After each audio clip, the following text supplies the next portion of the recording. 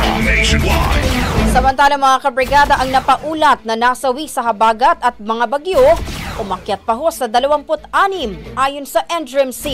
Si Brigada Kath Austria sa detalye, ibrigada mo. Brigada Live Report. Nadagdagan pa ang bilang ng mga nasawi sa habagat at mga bagyong Krising, Dante at Emong.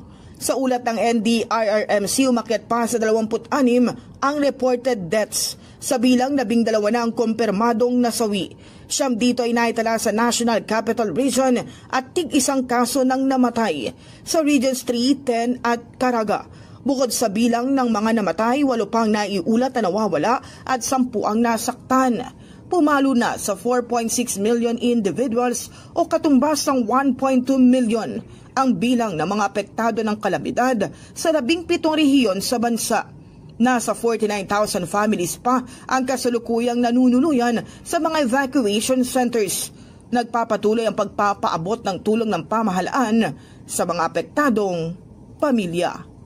In the heart of changing lives, ako, si Brigada Kath Austria ng 105.1 Brigada News FM Manila, The Music and News Authority. Brigada Balita Nationwide. Ang bahaging ito ay hatid sa atin ng PowerCell Salabat, ginhawa ng bawat nangangarap.